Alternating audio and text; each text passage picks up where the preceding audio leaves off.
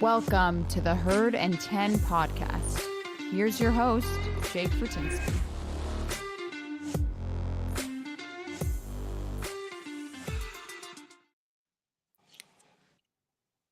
Hey everyone, welcome to another episode of the Herd and 10 podcast. I'm your host, Jake Fortinsky.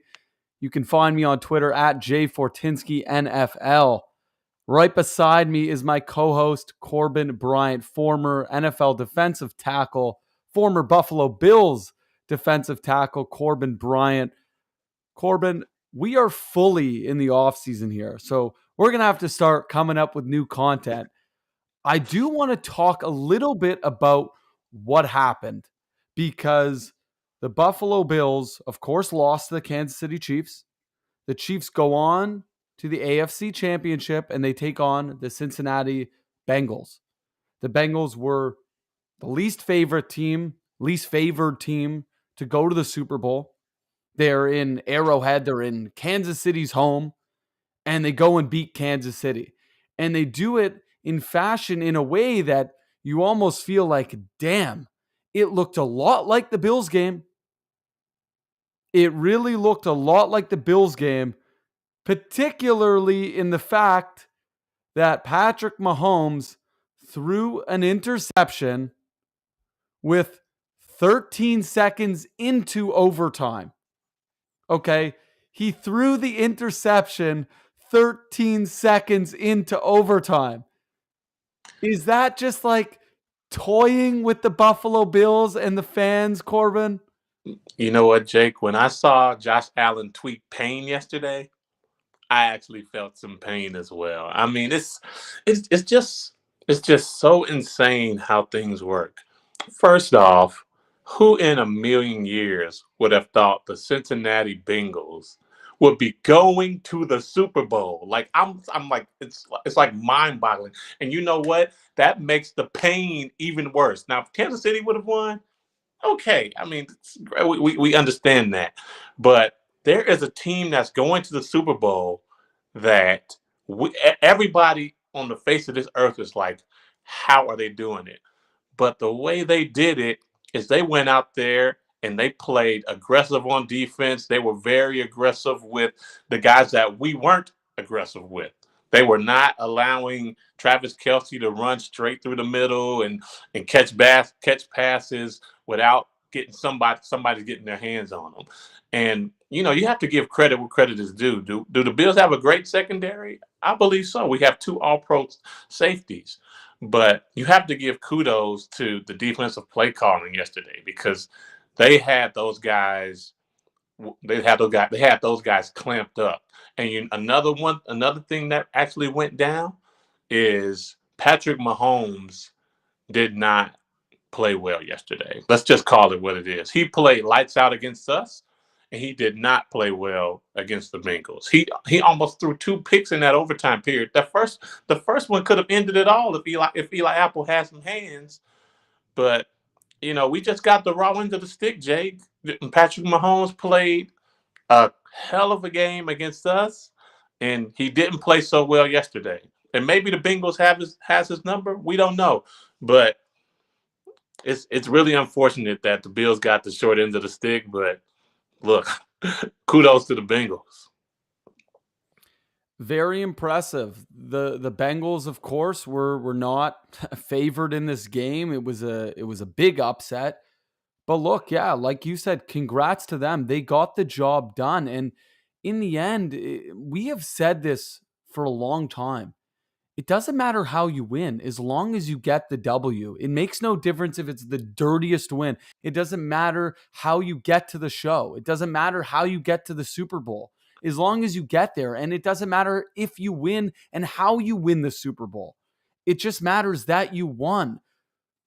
I was watching something interesting today, which is it was a Fox piece where they had sat down with Matthew Stafford and they talked about, what do you want as your legacy? Obviously, for him, he struggled a lot with the Lions in Detroit. He's now moved across the country, plays for the Los Angeles Rams, and poof, they're in the Super Bowl. And for him, he's obviously thrilled that he's getting to this point. but he said he wants to win at least one, if not two Super Bowls, because we all know if you want to be crowned as a champion, or if you want to make that argument that you deserve to be in the Hall of Fame, you have to win the big game. And it brings me to my next point, which is Josh Allen. Josh Allen has been incredible. This year, last year, what he has done for me as a fan, for you, for everyone listening to this show is something unbelievable. It's something that we have not seen for such a long time. And we need to enjoy the fact that Josh Allen is for real. Now, when and if he's going to win a Super Bowl, I don't know. But I know the Bills are going to be a contender for a very long time. I know the Bills are going to be in a similar situation to what they were in against the Chiefs. I believe they will be there again.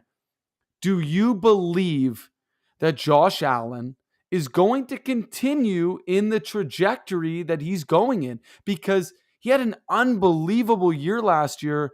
And statistically, okay, maybe his season this year wasn't quite to that level, but what he did in the postseason was greater than anything he's done previously. And in fact, it's greater than anything any quarterback has ever done in the postseason.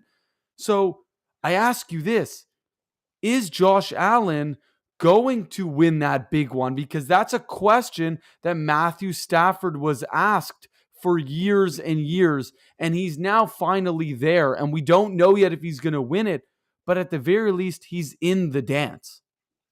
Well, Jake, there are a couple things we have to look at here. Number one, we have to look at who the Bills are looking at for offensive coordinator. Because play calling, it is essential. Brian Dable did a fantastic job the last 4 years with Josh Allen and his development and his innovation on offense.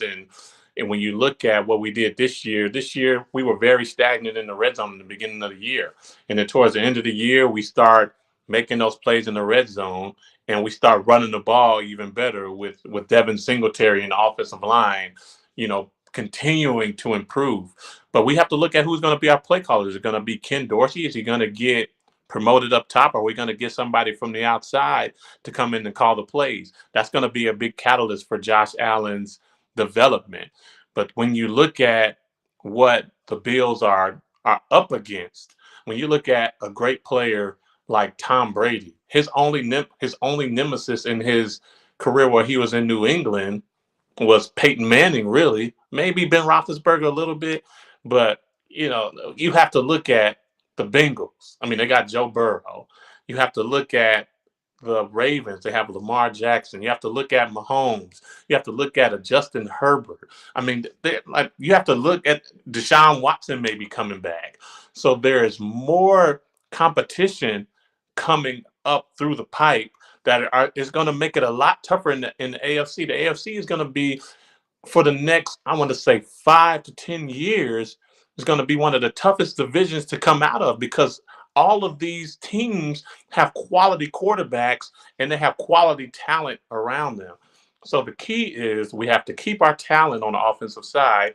I think one thing we have to do is go into the draft and get a consistent runner. I like Devin Singletary, but I think we have to add a bruiser in the backfield. We have to add some bulk on at the offensive guard position as well to continue to bolster and give Josh Allen the protection that he needs.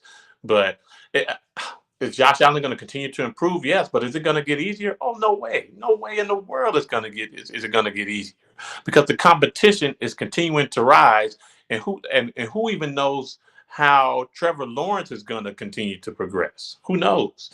So, I mean, it's going to be the NFL. The next 5 to 10 years is going to be wild. So I'm looking forward to what the Bills' challenges are going to be, but we just have to see who's going to be calling the plays and see how he's going to continue to help Josh progress. Well, that brings us to our next point. And for those of you watching, you can see now we're asking, where will Ken Dorsey go? So if you don't know, Ken Dorsey obviously is sort of the step behind what Brian Daboll was. He's the quarterback's coach. He's the quarterback guru. He's supposed to be the quarterback whisperer. He helped develop Cam Newton. He, of course, has helped develop Josh Allen. The question is, where is he going to go? So we know that Brian Daboll has now signed on as the head coach of the New York Giants. And he has made it very clear that he would like to have Ken Dorsey as his offensive coordinator. Now, that does make things a little tricky for the Bills, because if the Bills do not promote Ken Dorsey to offensive coordinator, then he can leave. If they do promote him, I believe they can actually keep him there and not allow him to leave and go to the Giants. So things get a little interesting here. And I want to get your take, Corbin, on what's going to happen to Ken Dorsey. I also want to just note that the Bills have started conducting interviews. Now, don't go crazy. They did schedule something to talk to wide receivers coach of the Baltimore Ravens in T. Martin, to talk about maybe him becoming our new offensive coordinator. I personally don't think that it's likely. I think it's more of a system where apparently they have to actually interview someone outside of the organization before they were to announce and hire Ken Dorsey. That's personally what I think this is. I do not think the Buffalo Bills are going to let him go. And I think they would be crazy to do that. I think Ken Dorsey is amazing.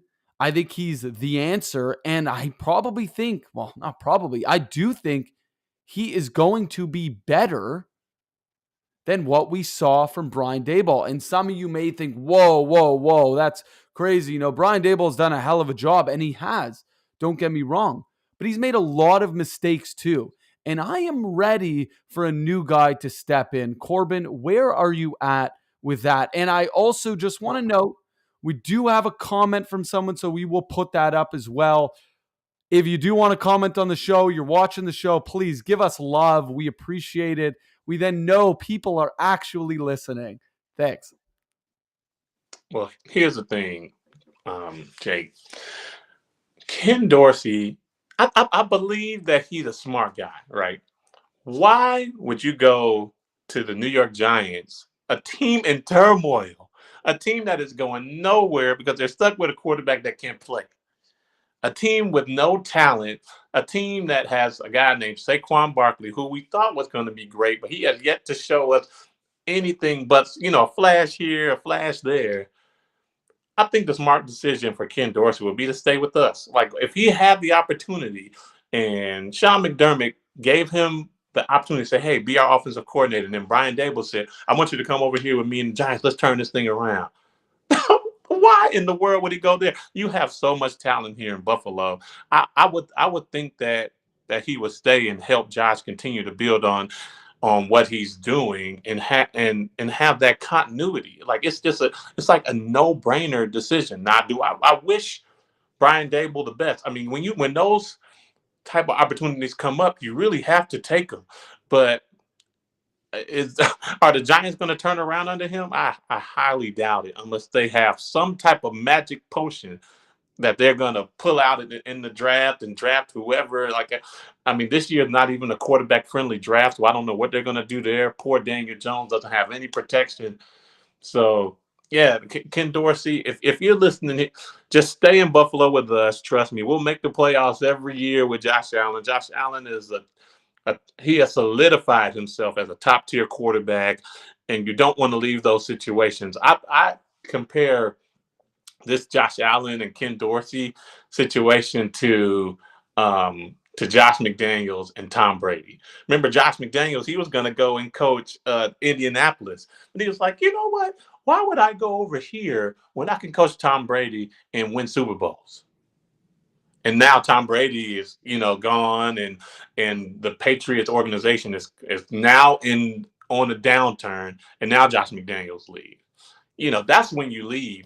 You don't leave when things are going well. So I believe that if Ken Dorsey is offered the job, then yeah, he would definitely take it. Hey Ken Dorsey, stay with the home team. Absolutely. It would seem wild for him to leave the Buffalo Bills organization, for him to leave with his job unfinished, because I don't think his job is complete. I don't think Josh Allen is complete in his development. I don't think he has reached his ceiling. And that to me would be exciting as a coach to get an opportunity to continue to work with Josh, to also add some maybe new dimensions to this offense, maybe draft another running back. With all those opportunities, it would seem crazy for Ken Dorsey to just go ahead and leave. It just, to me, it would seem surprising. It would definitely shock me if he did that, particularly because he's having an opportunity to go to an organization like the Giants that are pretty much in a rebuild mode. I don't think that that would make sense for a guy like that. But then again, maybe the ego gets in the way and he wants to develop another guy. I suppose that's the only possibility that could happen. But like you said, it's incredibly unlikely that he would go. And I hope he doesn't. I hope that the Bills offer him that job because I think he deserves it. I think he's done enough to prove that he deserves that opportunity to be an offensive coordinator. I understand he hasn't done it before, and that's always risky. But then again, Brian Daboll I believe, was never an offensive coordinator in the NFL. I could be wrong in saying that, but I don't believe he was. And he was given an opportunity and he ran with it. And now he's a head coach. So maybe Ken Dorsey wants to be a head coach. Well, the next step is being a coordinator for a successful offense. Now, we do have a guest waiting who's going to be jumping in a moment.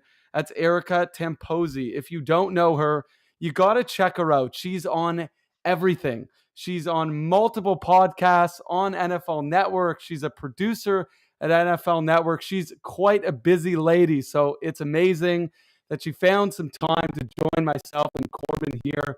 Erica, how are you doing on this lovely, lovely Monday evening? I'm doing well. I'm doing well. Thanks for having me. My voice is a little gone, so I apologize because it was a wild weekend, a lot of screaming, a lot of everything going on. So apologies for how I sound, but thanks for having me. Of course, of course. No, it's awesome. Look, we haven't had a guest on in a little bit, so it's nice to have a different take on things, someone different than myself or Corbin. I want to get into what we saw just in this past weekend and maybe your outsider look on, okay, do the Bengals have some sort of recipe now on how to beat the Chiefs? And do the Bills maybe need to be looking at that and saying, hey, this is something we can do next season? Maybe there's certain players we need to be looking at in the draft or certain positions that we need to be looking at going, hey, if we take those guys, if we fix these positions, we can beat the Chiefs and not just in the season, but we can actually beat them in the postseason. Yeah, that's a great question. I think there's something magical with this Bengals season, and I feel that that's sort of like written out of the stars. Like I really do feel, and there's for those that don't know, there's a connection with a good friend of mine who passed away, who was from Cincinnati, and it's almost been a year since his passing, and now all of a sudden this team that he had written off for so many years is sort of it's almost like a gift from him. So a lot of people involved that way are being like, this Bengals team is absolutely amazing. On the flip side, though, I think the Chiefs, I don't know what they would need to do to fix what happened. I want to say it was just a total choke job. And I hate using that word, especially when we're talking about Patrick Mahomes, who is one of the greatest quarterbacks that, especially new to this league for us.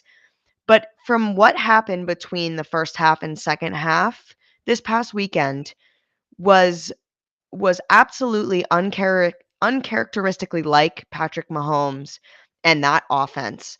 And so when you look at the Bills going forward, they finally, you got Devin Singletary running towards the end of the season. It took a while in the beginning of the season. It really felt like they finally got their groove towards the end.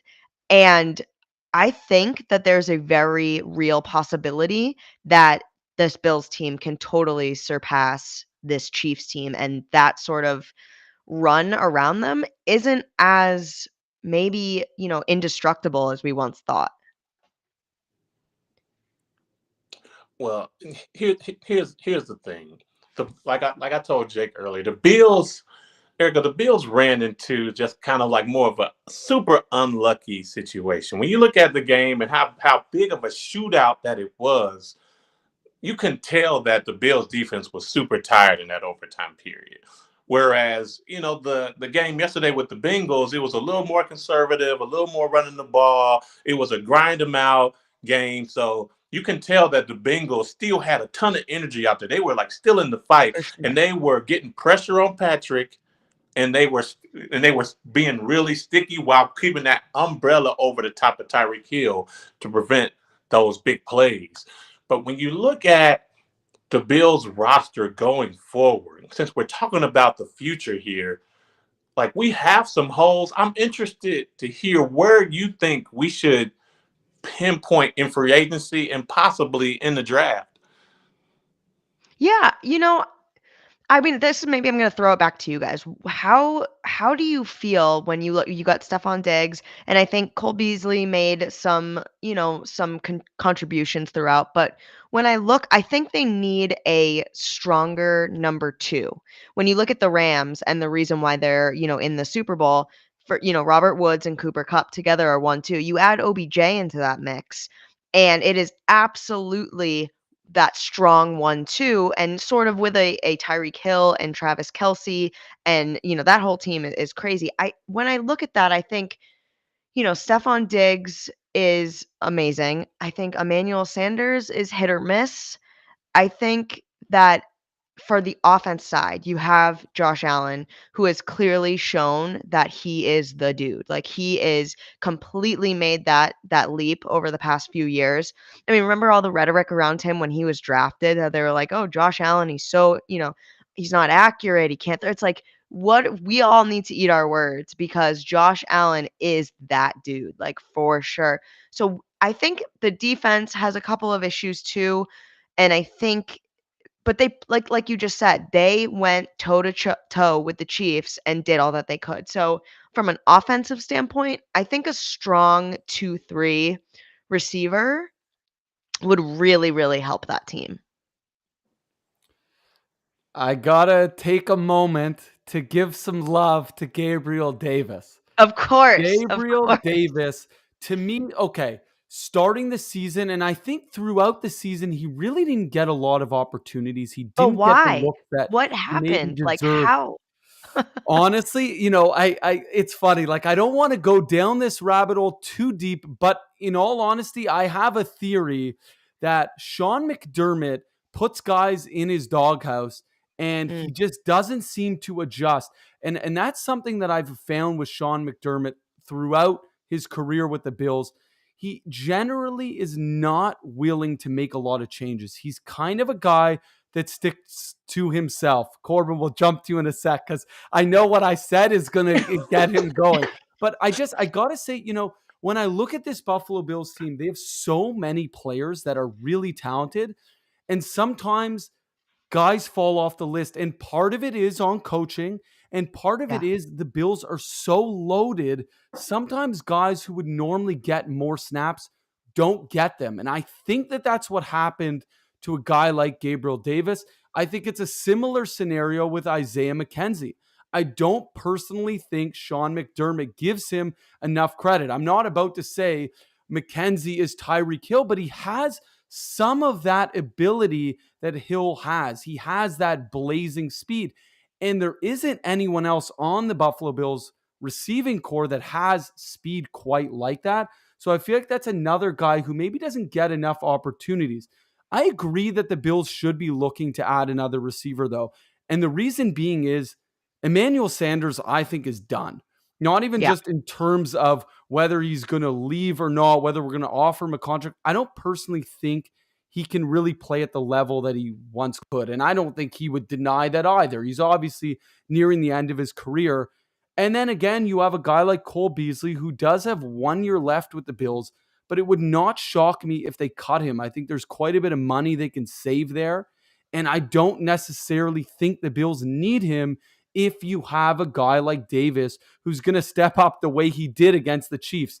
Now, that was a miraculous game. I don't know if we'll ever see something like that. but it at least shows me that he has that capability to maybe be that number 2 and really do that for 16, 17 games throughout the season. Corbin, I think you want to jump in there probably to talk about the coaching and maybe how that's impacted Davis. Well, number one, let me make this point like very, very clear to everyone. There is no one in this league faster than Tyreek Hill. Like that is not. I don't care. There is no one. The way he ran past the Bills defense last week, I have never seen anyone run that fast. And number two, when you look at where Gabriel Davis was drafted, and trust me, I was in the league and I know how these things work. When you're drafted in the 5th round, you're kind of like, we just need somebody on the team, maybe play some special teams here and there. But ever since we had that talk, what was that, maybe week 4 or 5 with Carlos Williams, Jake, Gabriel Davis has been showing up ever since. And I honestly think he is a solid number 2. The way he was running routes out there in the championship game, he has speed, he has size, he can block in the run game. I am after that game, I'm very, very bullish on Gabriel Davis being the number 2. Heard that disrespect, Corbin, and he's just like, I got to go off. Yeah. I am big on Gabriel Davis being that number 2 right next to Stephon Diggs. And I like what Cole Beasley brings to the game, but we're going to need somebody else in that slot going forward. So that maybe that's where we go in the draft, maybe in the 2nd, 3rd round. But I have to be honest. I like Gabriel Davis, and keeping him at our number 2 keeps our salary cap down because we are really going to need to probably find another corner because Levi Wallace is a free agent. We're going to have to maybe make a replacement at linebacker here pretty soon. And like I said before, we're going to need to sign a guard or draft a guard. I mean, drafting a guard in the 1st round is not sexy, but boy, do we ever need it. But yeah, going back to my previous point, Gabriel Davis, he stepped up. You're our number 2 now. I'm declaring it. Go ahead and take it, my man. Erica, question for you here. We look at the Buffalo Bills. We see a perennial contender, and yet there's so many things we have to fix. There's so many things we have to improve upon. Obviously, that's something that is across the board. It happens with a lot of teams. Do you have any concern that somehow, because there's still all these things we need to fix, that we could run into an issue where we pick up a lot of guys that maybe don't fill the void that we thought would fill, and then the Bills are back to kind of square one? Or because we have Josh Allen, we're never going to be in that scenario. We're never going to be in a situation where we're in full rebuild mode because you have a pretty much superstar quarterback at this point in time. Definitely. You have your franchise quarterback, and that is the biggest thing that you need in that puzzle piece. So the Bills have Josh Allen, and that is phenomenal. And you look at all these other teams too. When just because you need to fix pieces, look at Tampa Bay. They were coming back. They re-signed every single player. They were like, we're gonna do it again, and then they don't. So even when you have stuff to fix and stuff to work on, even if you don't, it's just so hard in this league to be able to contend. And that's why I think, Bills fans aren't going to like this, but the Patriots dynasty, I think it just goes to show with even the Chiefs falling this weekend, like how hard that is to actually execute and create with that many appearances and that many wins. Like it is just absolutely mind blowing. For sure. Look, we know this. It's always going to be a challenge. You're always going to have to improve no matter how good you get. I mean, we thought that we made it to the top last year, and then of course we lose to the Chiefs. Then we beat the Chiefs in the season. We think, okay, we got this. So I don't think anyone thought we had it in the bag, but we thought, okay, we can roll with them. We can compete. We can beat the best of the best. And then we go and lose, and then the Bengals do it. Like another small town, not Buffalo, but Cincinnati, So it at least to me shows me that there's always going to be new teams jumping in and jumping out. And Corbin's talked about it, that the AFC now is loaded with young quarterbacks. Huge. That is something that we need to at least keep our eye on, because it's great to be saying, oh, great, the Bills have won the AFC East twice. but that doesn't really mean anything if the teams behind you are getting better. If New England's going to get better, if Mac Jones is going to get better, that's something we need to be concerned about. So we're talking about obviously Super Bowl, but we also need to take a step back and go, hey, we got to still keep the division locked up because there's still a legitimate chance that the Dolphins could all of a sudden turn it around. Obviously, they're going to have some big changes, the Jets, and of course, New England with Bill Belichick. You're always going to have an opportunity. You're always going to have a chance. So that's something that I just want to say to all of our listeners, let's not get too excited. We have a great team. We can hopefully be a perennial Super Bowl contender, but you can't get too far ahead. You got to really stick to that week by week mentality. And that's what Sean McDermott and Josh Allen say over and over and over again. And it's really the best way to go about it because you don't want to get ahead of yourself. Now, I want to wrap this up with one final question. It's not a Buffalo Bills question. I'll ask Erica, and then Corbin can give his take as well. Let's do a Super Bowl prediction. It's a Oh. super early prediction, and it's, I think, a funny one because I could have sworn that it was going to be the Chiefs and the Rams, and of course, that is not what it's going to be. Erica, do you have a prediction? It doesn't have to be a score. You could just say who's going to win, where your heart's at, where your head's at, whatever you want. Like I said, there's some magic around this Bengals team. I think this Rams team really, really wants it. I think OBJ really, really wants it. And I think, Aaron Donald wants a shot at that ring again and that sort of team. So I think it's going to be an amazing game. But there is something with this Bengals team that I just don't think. And before we ask Corbin what he thinks, I want to go back to what you just said about how we need to watch, other teams in the league and all this kind of stuff. On the flip side, that OT, and we could sit here and talk for, 5 hours on OT rules and whatever. I don't think Bills fans, and I'm from New England, I'm a Patriots fan, like, come at me, that's great. But the Bills are the new superpower in the East, and I think it's great to be like, yeah, 1 week at a time, and let's look forward.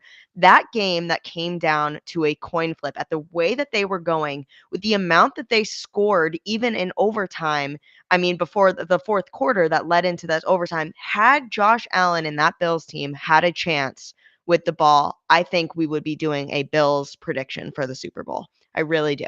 So, yes, like you said, it's very good to be like, okay, let's look at what we need to keep to do better. But I wouldn't necessarily be super I mean, of course, devastated from what happened. But I think that this Bills team has something really, really, really special, and I hope that they can continue that in the future. But yeah, I just feel like it's gonna be the Bengals. I don't know why. Well, here's the thing. Let me, and like I always tell Jake, let me frame this up for you. There are three things you need to make it to the Super Bowl. You need a solid quarterback. Both teams have that. You have dominant pass rushing. Both teams have that. Trey Hendrickson has been playing. I didn't know who Trey Hendrickson was before the season. I must admit, but he has been pass rushing his tail off. Yep. And you need constant cornerback play, consistent cornerback play in the back end. Both teams have that. Oh, yeah, and another thing, I should have said four things. You need solid offensive line play. The Rams have that. The Bengals don't. So here's the thing. The Bengals, they have the talent, but they're not going to win because they can't block Aaron Donald. They can't block Leonard Floyd. They can't block Von Miller. It's going to be impossible. I don't care if they throw a chipper in there. I don't care if they do 7-man pro, block them up shot, which they probably are not going to do because they have so much firepower on the outside with Jamar Chase and T. Higgins. But that's what it comes down to. And that's what it came down to last year. Everybody was predicting that the Kansas City would go out there and win and do the fireworks show and all of that. They didn't have an offensive line, Erica. They Yeah. didn't have a line, Jake. So when you don't have an offensive line, now granted, they stepped up to the plate yesterday, and the Chiefs, they're not as explosive as the Rams are on that front seven. But with Aaron Donald and those boys coming, they're gonna be having some nightmares the next couple of weeks. So, But have you seen Joe Burrow's outfits and his I, necklaces? You're gonna fight that? I You're gonna have, and fight that? Erica, I am a Joe Burrow fan. I like Joe Burrow. I think what he did yesterday, coming back in the championship game, I mean, that's just a storybook ending. But without protection, Yeah. I just feel bad for Joe, and it's not going to end well. So I'm just going to go Rams 24, Bengals 14. And Ooh. it's only based on the offensive line. Now, can they come back and play solid? Maybe so. But what I saw against the Titans, and they probably have just as good of a rush as the Rams do, it didn't look great. So with that being said, yeah, I have to go with the Rams just based on that point. Okay, so it's up to me, I guess. I'm the final one here. I think I'm going to roll with Erica. And for the reason being, Joe Burrow has ice in his veins. This guy, like I talk about how Josh Allen has, this guy has it too. And Mm-hmm. he beat Patrick Mahomes. He beat the Chiefs. And I was convinced that the Chiefs were going to the Super Bowl and going to win easily. So the fact that the Bengals won, I just like Eric, there's something about this team. They seem to respond. Let's not forget they were down 21-3 at the half, and it could have easily been worse. Now they got a little lucky, but you have to get a little lucky to get to the Super Bowl. You have to get a little lucky to win the Super Bowl. And I just think the Bengals have had luck on their side this entire playoffs. And I feel like it's going to continue. They also had their luck in the fact that they lost the final game of the season. They fall to the 4th seed. They kind of screw the Bills. That should be included in this as well, because their route to get there was slightly easier. They only had to take on the Titans. I didn't think the Titans were a real competitor. So that helped them as well. So I just think when you look at a guy like Joe Burrow, and don't get me wrong, Matthew Stafford's a great player too, but I also saw some mistakes from Stafford in that NFC Championship game. And to me, that's enough to go, hold on a minute. I don't know if he's got it to win the whole thing. But then again, it would probably come down to the Rams' defensive line. If the Rams can win, it's going to be because of the defensive line. But I just think Burrow is too good. I think he'll find a way. He'll run on them. He'll get the ball out quicker. I just think he's a really tough guy to play right now. It's almost like Joe Flacco when he won the Super Bowl. Very similar situation. You have a guy who, and Burrow's probably going to be a better quarterback than Flacco ever was, but it's the same kind of story. You just have this one historic run, and a team that probably didn't belong there goes there and wins the whole thing. So I'm going to go with Eric on this one. I think the Bengals are going to win. Anyone listening, I don't know if you should be putting money on the game or not. I don't know yet who I'm going to put my money on, if I'm going to put money down. But at this point in time, 2 weeks before, I'm going to say the Bengals are taking the Rams and they're going to win this whole thing. And Cincinnati is going to go wild. And I do want to say I kind of love the fact that a small town team would be winning. It's kind of nice to see that happen. So anyways, everyone, thank you so much for listening. You can check me out on Twitter at JFortinskyNFL. You can check out Corbin. You can also check out Erica anywhere. She's also on multiple shows for NFL Network, both podcasting, producing. She does it all. So you can look her up at Erica Tamposi. Erica, thank you so much for coming on. Thanks for And having me, although guys. you're not going to like me saying this, I say it every episode. Go Bills. Ah.